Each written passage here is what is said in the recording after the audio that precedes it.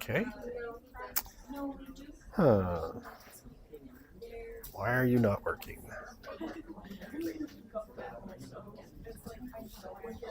Oh, someone plugged the HDMI cable. Okay, that should do it.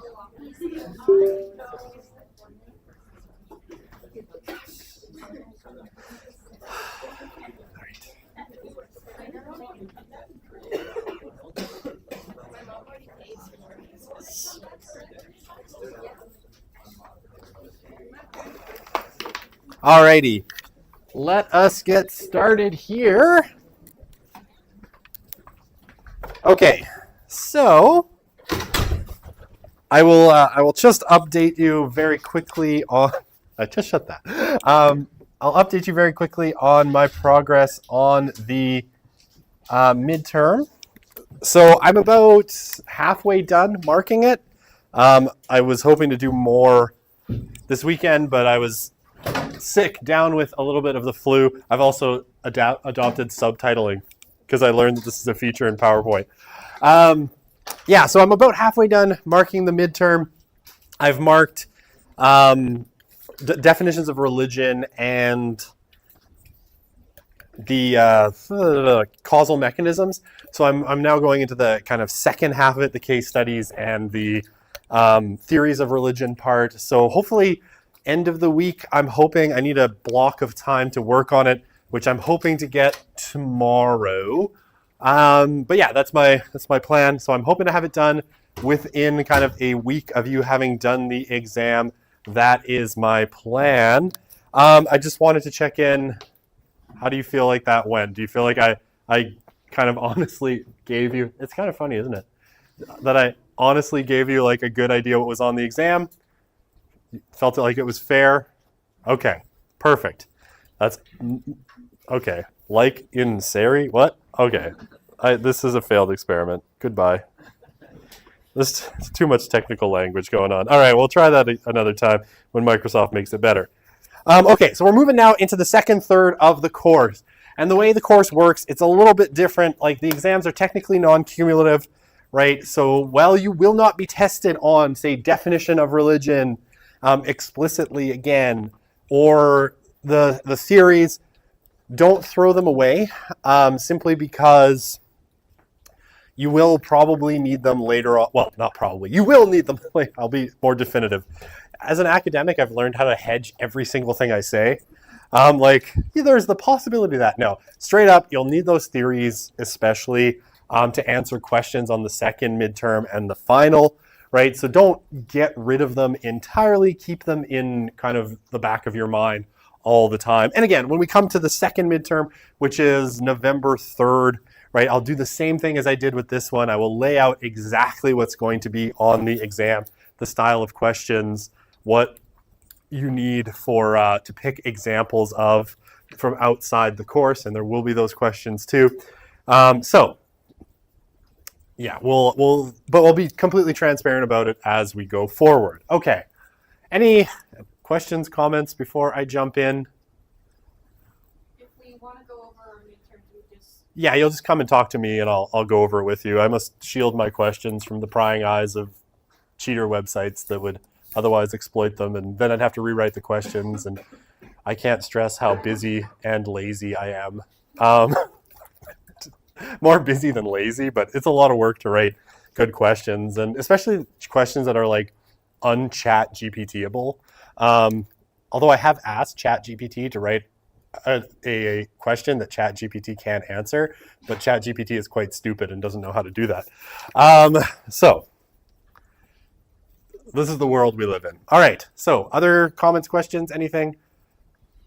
All right, so let's jump in. We're going to talk about our next topic, which is secularization. So secularization is a big part of kind of sociology of religion, and we've kind of talked about it, here and there already, right? We mentioned it when we talked about Marx, Durkheim, Weber, and Peter Berger, especially, that all of these theories kind of contain an element of secularization, of this idea. Well, hey, let's.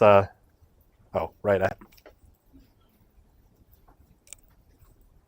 Concerning. With the questions I've marked so far, how did the class do? I don't know. I don't even keep track, right? I just mark like blocks of questions, and so I honestly don't have a strong sense of that. Ask me later. There's too much. That would take up too much brain space. Okay. So what is secularization? So basically secularization, as opposed to like secularism, basically refers to the decline of religiosity as the result of the modernization of society, right? So this from Dawson and Thiessen. They have a textbook on sociology of religion, which I choose not to use because bleh. It's a good textbook, but it's a textbook nonetheless, and it costs $120, so I try to spare people that. So secularization refers to the process by which religion and the sacred gradually have less validity, influence, and significance in society and the lives of individuals through the impact of modern processes like rationalization, pluralism, and individualism, right? We'll talk about Joel Thiessen a little bit later in the course. We talk about the nuns. He's a sociologist at Ambrose University in Calgary, a really good one. And he's sort of, one of two really prominent Canadian sociologists of religion. Okay, the key kind of idea when it comes to secularization is modernity, right? And there's this idea, and it's gone through sociology of religion for a really, really long time, that modernity fundamentally is toxic to religion, right? That as modernity progresses, inevitably religion is going to decline because they are incompatible.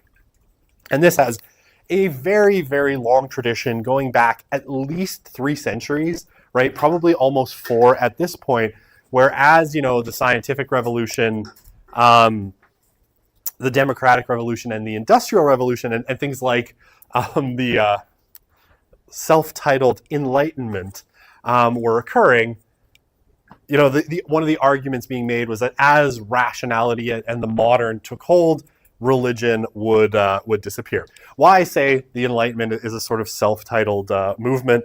Lots of people now looking back at history kind of see this period we call the Enlightenment as a great piece of kind of propaganda, because it's like, well, the idea is when Christianity came, Europe fell into the Dark Ages, right? A term we don't use in history anymore. And then it wasn't reversed until the Enlightenment when we got, when we turned the lights on again. There's a lot of bad things about the Enlightenment too. But this is the idea that we've had really since, the early part of the 1700s, the 18th century, that the Enlightenment and rationality and all those things that come with modernity were going to destroy religion. Okay. So how do we know that we're in modernity, right? Because this is a term that gets thrown out a lot, and it's sometimes a little bit ill-defined, but it is, essentially a period categorized by these things. So one thing, it's in a period of intense change. Social revolutions revolutions in the means of production and all these sorts of things that happen really frequently and really intensely. Like just think of the pace of change from 1750 until today, and how we keep going through, more and more technological and social revolutions, right? Industrial revolution, post-industrial, the internet and all those things. Please. Just wondering, how would postmodern fit into this, or is that just not a category in this field? We don't really, in terms of secularization, we don't really talk about postmodern. And if I'm being honest, which I try always to be with you, postmodern is now a term that I think has fallen out of favor a little bit academically. Most people are like, well, we're still in modernity. We haven't, exited modernity. So you'll see that lots of people now will refer to the period we're in now not as post-modernity, but as late modernity, right? So or it could be early modernity. Maybe it'll keep going. Who knows? But yeah, post-modernity isn't really, inherently important for secularization. Okay, so what do we have? Key aspects, and especially things that people see as potentially detrimental to religion. Industrialization, right? The move away, and you remember this from Durkheim, right? The move away from the village to work in industrial plants. So urbanization, industrialization go together, right? The creation of plants and industrial means of production, which both force people out of traditional crafts and out of agriculture and into the factory.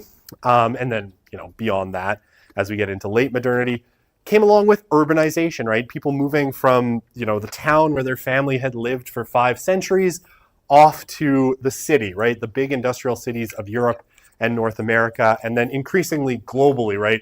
People have moved into large urban centers more and more.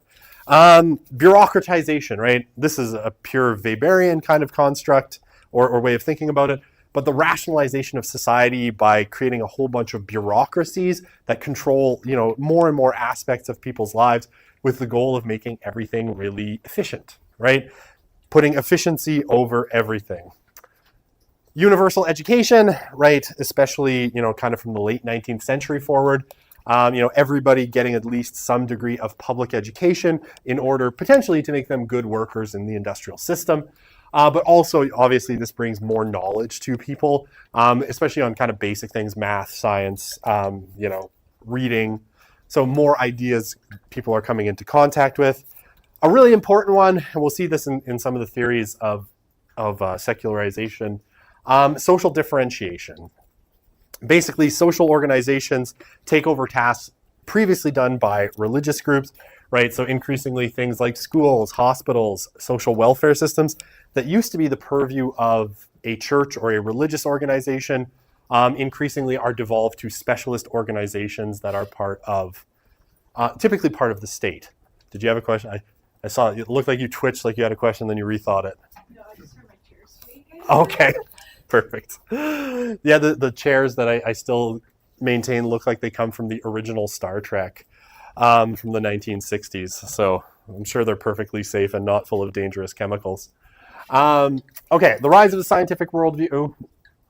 Basically, right, science, and especially, coming through almost starting in 1550, but science as a way of understanding the world, displacing religion in lots of cases.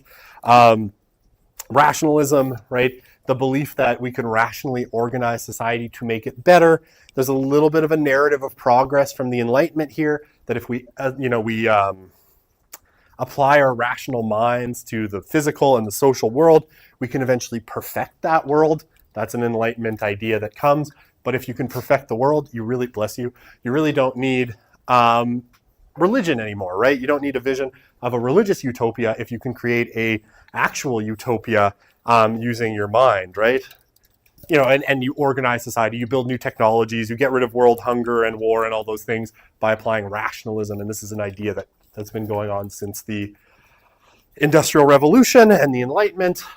Individualism, growing kind of people thinking of themselves less as part of the common and more as the individual, and the growth of ideas like human rights and individual liberty as kind of critical. Again, we owe a lot of this to the Enlightenment. I think more in its Scottish than its French forms, but that's a debate for a historian and another class altogether. And then pluralism, pluralism, more people blending, more ideas, people living in more mixed communities, religions of all kinds mixing together in common spaces. And then, the last potential aspect of modernity would be secularism, although that's what we're going to discuss in the next few lectures, whether this is actually the case, because not everybody agrees. Okay. Sorry, before I jump on, is that you understand all of this? Okay, good. One person nodded, that's probably enough. Okay, so another definition of modernity, this one from this fellow, this is Stanley Harwas. Harwas is a Methodist, I think, theologian, but I like his definition of modernity, right? As, what does modernity do, right? modernity sought to secure knowledge in the structure of human rationality, right? So human rationality is key, and relegated God to the gaps, right? Or denied him altogether. So basically, God, God can fill in those gaps where science can't figure things out. Maybe we can ask, why is there something rather than nothing? What came before the Big Bang? And maybe God, who knows, right? That's modernity kind of in a nutshell. If you can't figure something out, you put God in the gaps, but otherwise, scientific rationality or human rationality is the key, or you can deny him altogether. Modernity said God is a projection of ideals and wants of what it means to be human, right? So this is a pure constructivist kind of definition. So let it serve and worship the only God that matters, that is the human being, right? So modernity, fundamentally for Habermas, is a moment where human beings start to focus on themselves as the only kind of object of worship and study, right? We should worship, in a sense, ourselves. So you can see, how that fits with some of the other definitions of religion we've seen too. And then modernity, I love this part. This is my favorite. This is individualism, right? In a nutshell. Modernity names a time when you produce people who believe they should have no story except the story they chose when they had no story. I know that's a little bit of wordplay on Habermas's part, but I really love it. Because what he's saying, right, is that you shouldn't be defined by the past, right? As an individual, you should get to pick every aspect of your identity, and you should have gotten to choose it. No one should have imposed it on you, right? You should have no story, like no identity, other than the identity you chose when you had no identity. That's called freedom. But if you were determined by a story you didn't choose, you're not beholden to it. So, right, you had basically any identity that was imposed on you by society, whether that's, religion or gender or anything, right? You're not bound to that story. You can choose to change that story and pick any identity that you want, right? You don't have to be Catholic. You don't have to be Muslim. You don't have to be, man, woman, right? You're completely free to choose your identity. And if you had, and I mean, you can hear this in some of the language in queer theory, right? Assigned male at birth, assigned female at birth. You're not bound to that, right? You're not bound to that idea in modernity because you can choose the identity for yourself and you can reject what you were assigned earlier in life. Okay, so why? Okay, I don't know.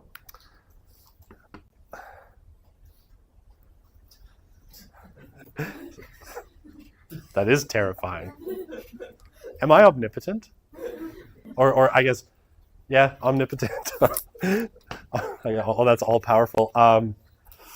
Yeah, omniscient, I guess would be the word I'm looking for. Am I omniscient? Did I know someone at home sneezed that was watching this? That's scary. I think someone sneezed in class. What is differentiation? Oh, differentiation. Good question. Where was differentiation? Social differentiation, right? The idea that, it used to be religious organizations that controlled everything, right? They did all the things. So all institutions were kind of part of, say, the Roman Catholic Church or the Lutheran Church or whatever was powerful in a particular region, right? So they ran the hospitals, they ran the orphanages, they ran any kind of social welfare and the schools. But in modernity, right, these have all become their own kind of institutions separated from the church, right? So there's a school board, there's a health board, there's a child welfare system and social services and all of these things, but they're separate from the kind of broader, they're all their own institutions, right? They've all differentiated into their own institutional systems. It's a good question. Okay. Alrighty. Okay, so we're going to go through basically sort of 4 versions of secularization. Well, maybe 5 versions of secularization theory now that I think of it. And I realize I have to add 2 on that I made the slides and forgot to add on to these. I'll do that later. But because we won't get to them because it's not till the end of this and there's like 65 slides. But I just realized I forgot to add the slide for, self-limiting secularization. Anyway, I'll do that later. We're going to go through maybe 4 or 5 different kinds of secularization theories. Basically classical or the inherited model of secularization. The kind of, I would call it like the neo-inherited model. Basically as it sits today, people continue to try to apply this despite certain problems with it. The one that's kind of hard to name, but I would call it either no secularization or zero secularization theory, which is among my favorites only because it's Rodney Stark. Then neo-secularization or revised secularization, and then self-limiting secularization. So I didn't even count them. I just was numbering it all on the same finger. But anyway, those are the theories we'll look at. So the first one is what's sometimes called classic or the inherited model of secularization. And why is it inherited, right? It's because we inherit it from the kind of oldest schools of sociology, right? This is the kind of school of thought that we find in Durkheim. This is the school of thought that we find in Weber. This is certainly the school of thought that we find in Marx. And even, into the 20th century, right? People like Peter Berger were certainly people who would have supported this kind of vision of secularization. And the thesis of this form of secularization is very straightforward. Basically, modernity, and especially rationalization that comes with modernity, is toxic to religion.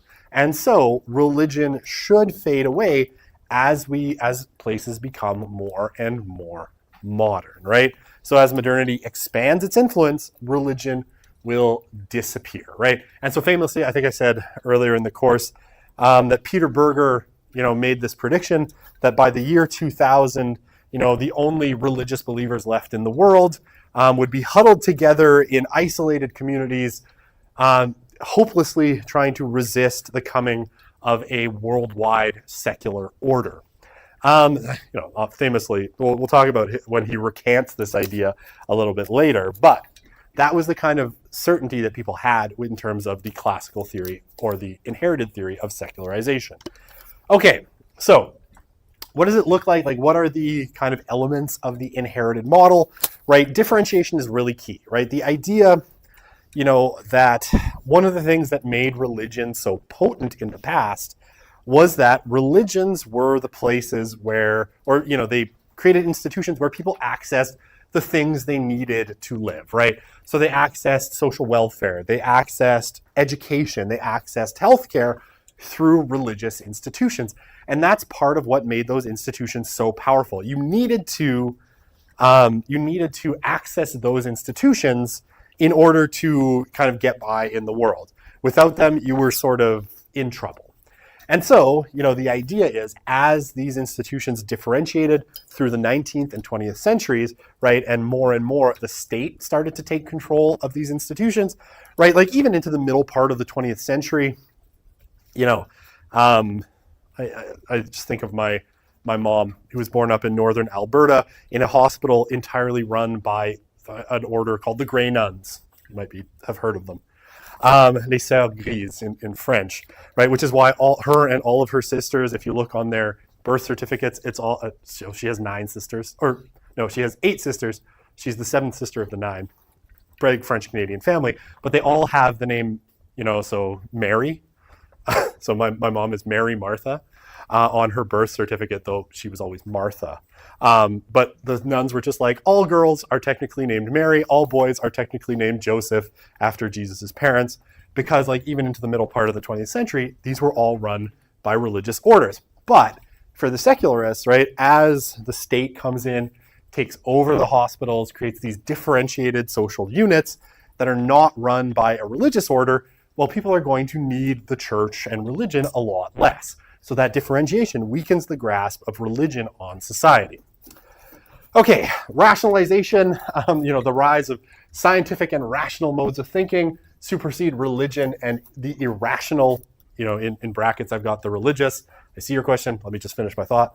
That basically rationality, and especially this Enlightenment form, right? The Enlightenment is really key because the Enlightenment thinkers of the 19th or 18th century, really were positing that religion was irrational, and if we got rid of religion, we could create a truly rational society, and this idea takes off in a major way. Yeah, your question. Why is it that government or non-religious institutions started to take over from the religious institution? Is there a specific reason for it? I mean, historically, it's going to look different in different places. You'd had a kind of, the nation state gets more and more powerful basically from sort of the 17th century onward, right? You get the formation of really what we think of as nation states starting after the Treaty of Westphalia, which I want to say is like, I want to say 1633, but I think that date might be wrong because I don't remember the exact date, or maybe it's 1688. I can't remember. And the nation state then kind of gets bigger and bigger and more powerful. And in a lot of ways, religious institutions start to really weaken, their ability economically to provide things, get smaller and smaller over time. And it's sort of an attrition. And eventually the state just takes over because it's not a particularly efficient system. Even into the 1960s, a lot of hospitals in Canada would have been run by the church, right? But then, when, what is his name? The Saskatchewan premier, that's bothering me. The one who kind of thinks of Medicare, right? They're like, well, this isn't a very efficient system, right? The state can do this on a scale that the church can't. And so there's this push towards efficiency, standardization, even with schools. Like the nation state wants to take over the schools in Canada and the US, particularly because they want to form like Canadian citizens as a particular identity set, or American citizens as an identity set. Take, all of these people coming in from Italy, Poland, Ukraine, and say like, well, how do we form them into Canadian values and make them Canadian, right? And so if the church is running things, you can't really have that, right? Because they're going to be Catholic or Protestant more so than Canadian. And so the state, starts to encroach on it as the state gets bigger and more powerful. Because, prior to the 17th century, there really weren't nation states as we think of them. Sorry, that's a long, rambling, incoherent answer. Okay, perfect. Yeah, please. You were injured for asking a question. There are still Catholic schools and religious schools that you can go to. Yeah, I mean, it hasn't disappeared altogether. Like in Alberta, it's a kind of a weird situation. Catholic schools exist because there were so many Catholics when Alberta was founded in Alberta that they were able to say, we're not coming into Canada, we're not becoming a province unless you grant us Catholic schools as part of our constitutional rights. So they were able to defend them. Even then, though, those Catholic schools are fundamentally state institutions, right? The church has very limited control over them. There's certain things that the church can kind of insist on, but they teach the same curriculum as public schools, just with a religion class added on.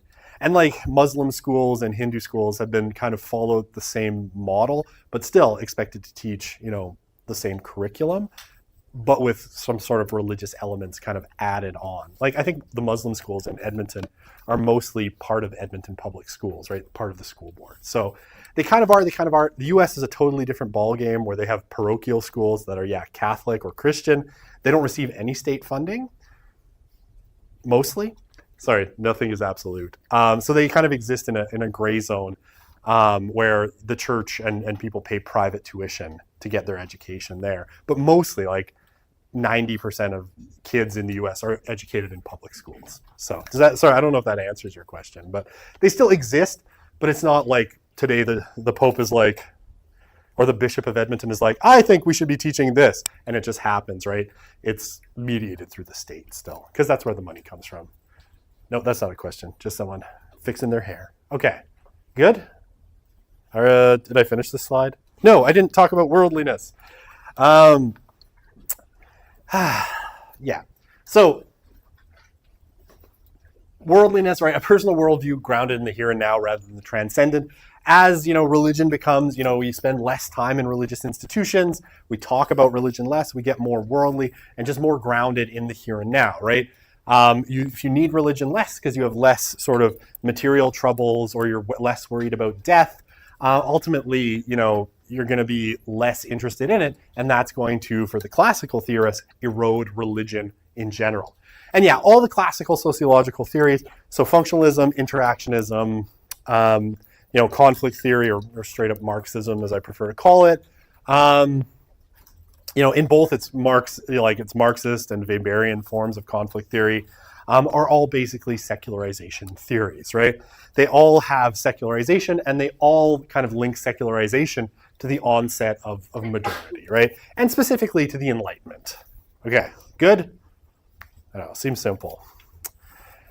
Okay, yeah, so this historical perspective, basically it looks at a couple of things, the historical transformations in societies that have taken place, principally in the West, right? Because the West has always been seen as sort of the, either rightly or wrongly, as the sort of leading edge of kind of to the development of societies, right? Where Europe was ahead and then America is just a little bit behind, but they're all very modern, right? They follow the same kind of model of creating secular states for the most part, and highly rationalistic, bureaucratized, urbanized systems. Now, the biggest evidence that typically comes, and we'll see, kind of the argument back and forth about this with regards to modernity and secularization, is things like decreased church affiliation and attendance, particularly in Western Europe. Western Europe is the best evidence set that people have for the fact that modernity and secularization go hand in hand. Because as Europe has modernized, it has become less religious in kind of general. It's not a straight line, but kind of in general, it's followed this sort of trajectory. And I know there's still a sense often in students, and I get this in a few different classes I teach, that because of its religious heritage, and especially the big cathedrals and fancy church buildings, and the fact that, the Roman Catholic Church is headquartered in Rome, that Europe is very religious. But Europe actually, if you look at the numbers, is quite secularized at this point and very irreligious, even compared to other parts of the world, right? So this is the kind of evidence, right? The fact that Europe modernized first, and with that modernization, it appears like came secularization, is a piece of evidence that if you're going to argue for a different model of secularization, you're going to have to deal with the kind of European experience of secularization and explain why it's not necessarily as valid as you think it might be. Yeah, please. Just wondering, so if we know that North America is kind of aiming for more religious, Europe is going more secular, I guess Canada's going more secular, how do other continents like Asia and Africa, how are they faring? Because they have different religious systems too, but are they only one like that? So Africa is still extraordinarily religious, right? But I mean, the argument would be a lot of parts of Africa aren't particularly modern, right? Some of them sort of resemble pre-modernity in more ways, or earlier forms of modernity, right? As you're industrializing, say in Nigeria, that might be more like Europe circa 1905 than it is late modernity. So that would be kind of the argument. But Africa remains extremely religious, with Christianity, especially in sub-Saharan Africa, dominating and growing really rapidly, and in North Africa, above the Sahara, Islam basically dominating most of that. Asia is a bit of a mixed bag. China kind of throws things out a little bit because it's an officially atheist country, and doing research about religion in China is incredibly difficult. Although there's been lots of kind of predictions that China's becoming more religious, even if it's kind of slowly, but we'll talk about that in a sec. But a lot of parts of Asia still pretty religious, different religions, and they're harder to categorize because they're less congregational than North American religions. Australia is a bit like the rest of the West, right? It's basically British at the end of the, don't tell any Australians I said that. I might get in trouble. I'm trying to think what else. Latin America, there's some argument that maybe Latin America is secularizing, but it also remains quite religious, although now more split between Roman Catholic and Protestant than at any time in its history. Are there any other continents? The penguins in Antarctica don't seem to care. They like fish. But yeah, I think, so it's a bit of a mixed bag. But again, modernity isn't evenly spread in the world, right? There are parts of the world that would be further along in that process, and other places that would be just beginning that process theoretically. So if we think of modernity, like some people talk about multiple modernities in the world, where the West has its modernity and other parts of the world have a different kind of modernity or at a different phrase. I guess I forgot like North Eurasia, this giant country called Russia. Russia's a weird one. Everybody says they're Russian Orthodox, and yet nobody goes.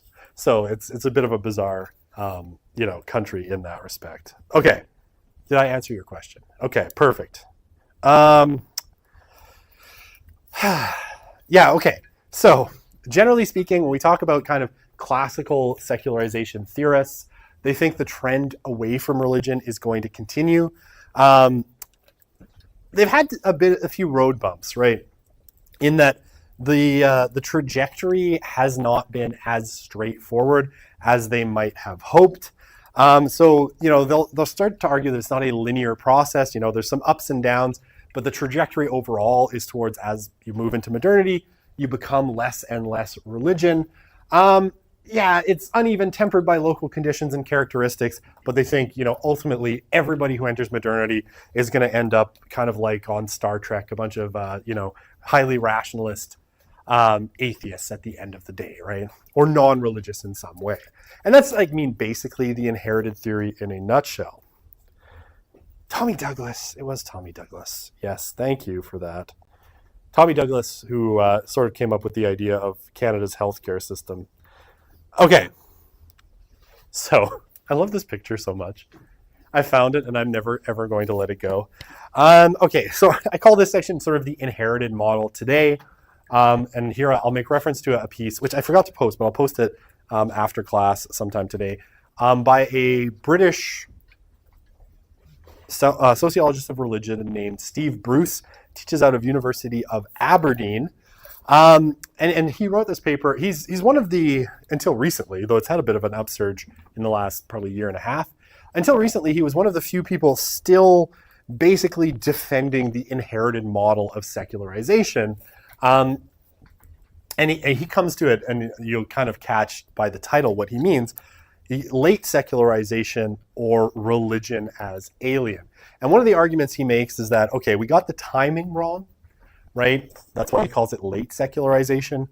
We were too ambitious in our belief about the timing of when secularization would take place, but it is nonetheless taking place. And as we move into modernity, societies will become less and less religious. Okay. So, and I'll get to what he means by religion as alien in a couple minutes here, if we have time. So basically what Bruce says is there's a downward trend in church attendance, in Europe, at least since the middle half of the 20th century, right? So what he says is, okay, right. We were expecting, some of us were expecting, like Peter Berger, that ultimately there would be no religion left by the end of the 20th century. We got the timing wrong, but the pattern ultimately kind of holds, right? So it started later, right? We thought it would start earlier, but it ended up starting kind of towards the middle part of the 20th century, right after the Second World War.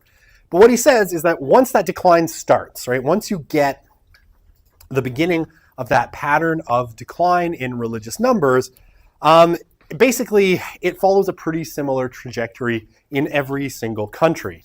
So yeah, you see the kind of steady trend line, and he's, this quote from the piece, once the measures of religious interest start to show decline, the rates of decline are much the same and are in many countries very close to what we would have assumed a half-life rate of decay would be.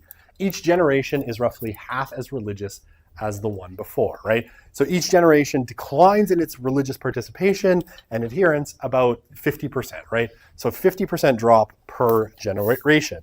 Okay. And this one, and I'll talk about who he's aiming at here in a sec. Western Europe has seen a large number of significant crises that have had no discernible effects on rates of church involvement. Right, so there's always been this kind of argument that, okay, when times are good, right? When things look great, when people are happy, when the economy is going great and you're living your best life and you can order a remote control police car for your 4-year-old on Amazon and have it delivered the next day. Did that. It's very loud. Only because his brother drove his other remote control car into the street and it got run over by a car.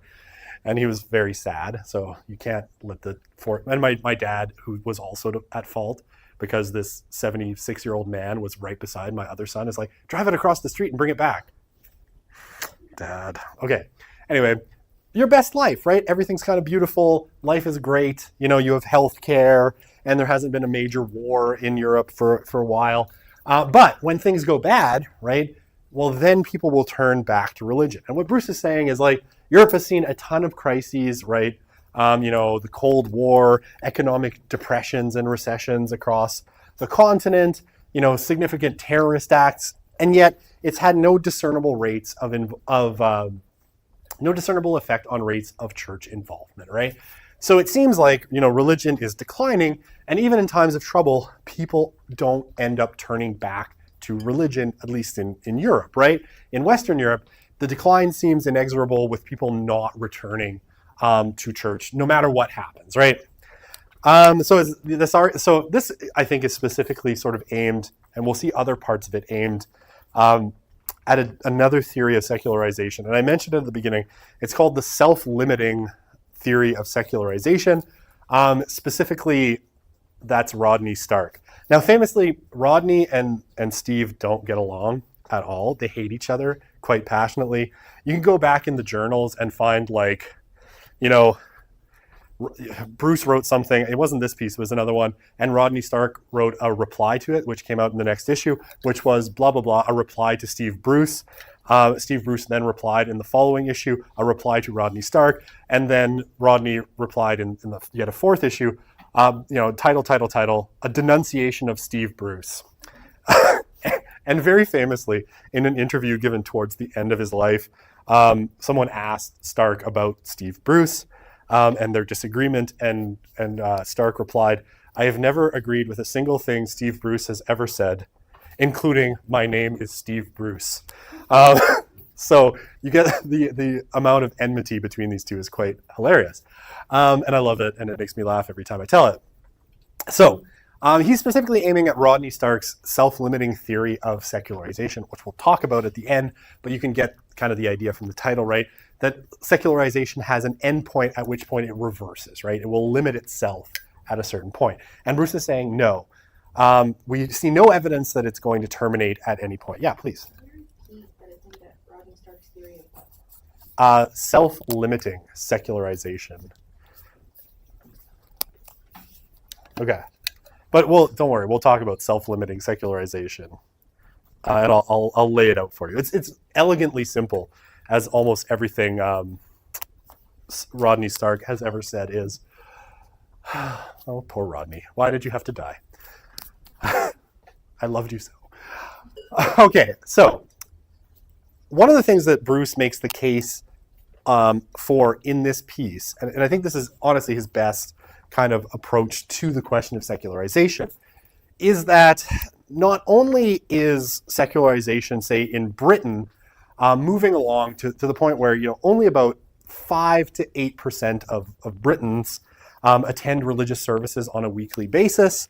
So, like, if you exclude immigrants, you just take, like, you know, native Britons, only about 5 to 8% attend religious services on a weekly basis. Basically, this gives no basis for religion to ever return. So Bruce thinks whatever the conditions were that made, you know, religion possible in the past and made sort of rebounds in religious belief possible, those conditions no longer exist. And I mean, here Bruce is basically reacting to a kind of strange historical set of facts, especially in Britain and America. You know, if you went back to, you know, the end of the 18th century, beginning of the 19th century, there were a lot of people in Britain that really felt like religion was on its last leg, right? That people were no longer attending religious services, and then religion goes through what are called the Great Revivals. And depending on who you talk to, there's either 3, 4, or 5 Great Revivals, and I can lay them out for you in another lecture. But basically, right, a lot of people were saying, you know, England in 1800 is secularizing, religion is fading away. I forgot to look up the poem on Dover Beach, but it's a very famous poem that appears in like half the articles about secularization. I'll make sure I bring it in next time. And basically, what happened then is you had these movements of what are called the Great Revivals, right? Charismatic preachers, first the Methodists, and then self-styled evangelicals, basically started preaching for religious revival. Sometimes we think of these like tent revivals, right? These great preachers that would roam around either Britain or the U.S.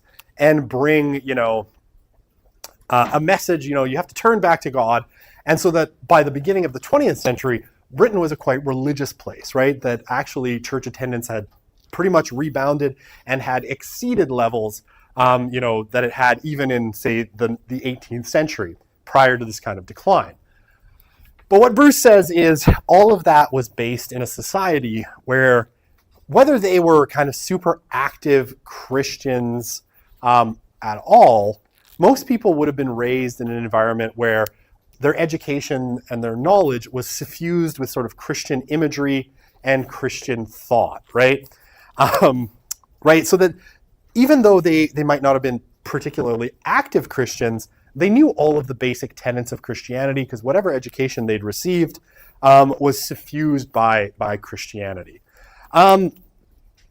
So what Bruce says is that's really no longer the case. That, most Britons, he says, under the age of 60, and this piece is about 10 years old, so, that would be under the age of 70, have almost no knowledge of Christian doctrines. Bruce will say, he used to, kind of effortlessly talk about the influence of St. Paul on Western civilization, and now he has to start that lecture with a long description of who St. Paul was, because people just don't have the base knowledge that they used to.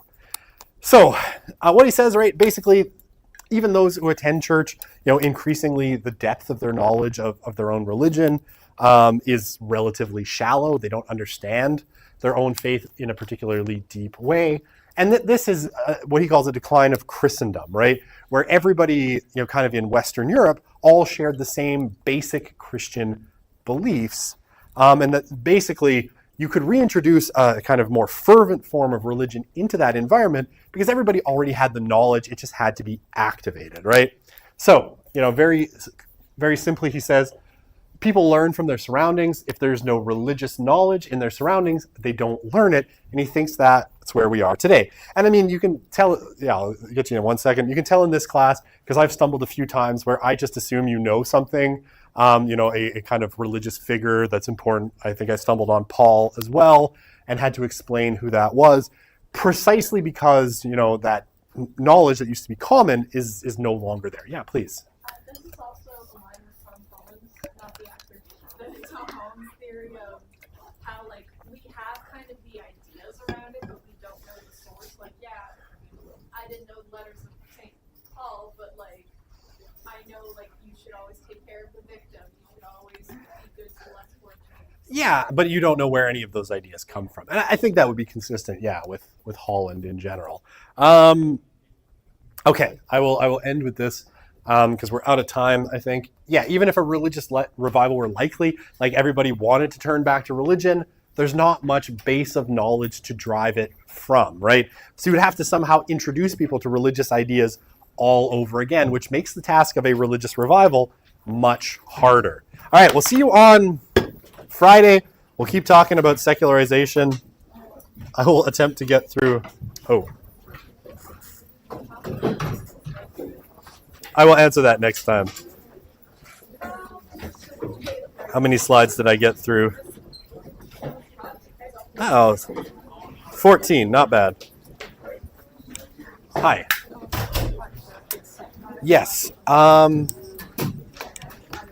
me just. I just want to make sure people can't see what I'm doing on the screen here. I just want to check.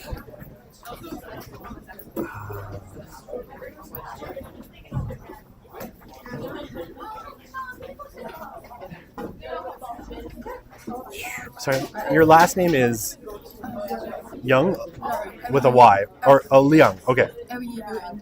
Okay, perfect. I just want to see how much. you got done here.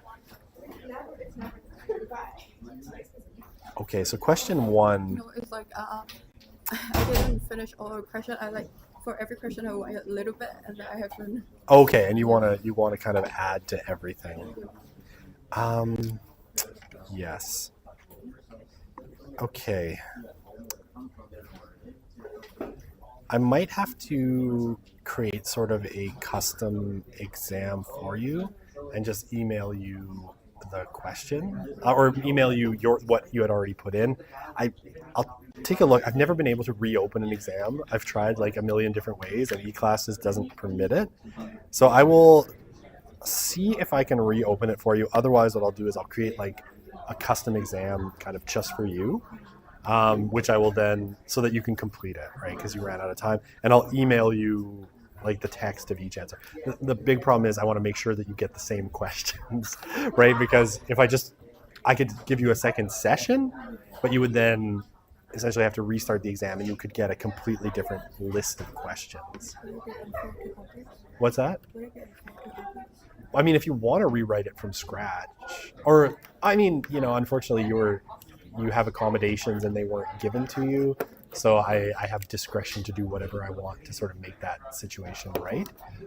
If you want to keep going with the questions you had already, that's not the easiest thing to do. If you want to just write a completely different exam where you might get completely different questions, then, but yeah, I will do a tiny bit of research. I'll see if I can reopen it and give you more time.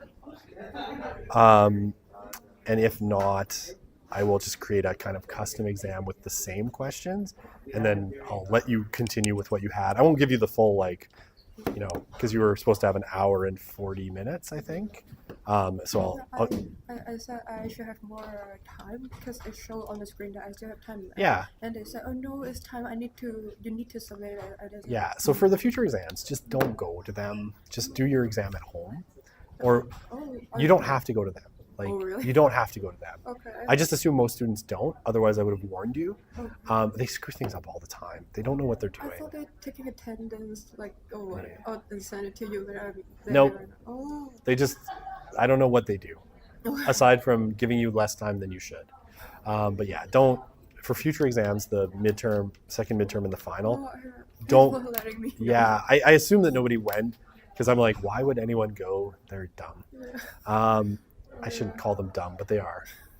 So yeah, I would just say don't go to them for the future exams. You can complete it anywhere you want, and then you'll have all the time that you're granted, I right? got So it. Thank yeah, you. so I'll get this set up for you. Take your time. No rush. Yeah, and then we can agree on a date where you can do it. Thank Yeah. you so much. No worries. So I have like 2 off-topic, on-topic questions. Okay.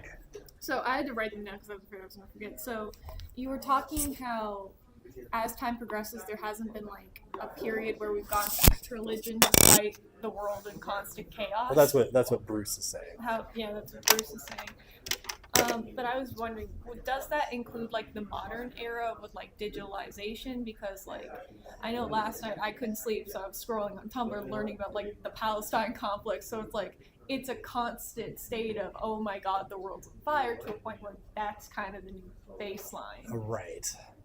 I mean, when did you write this piece? Honestly, it's like a decade or 15 years ago. I don't think we had 15 years ago. What's that? We had the internet 15 years Yeah, but the internet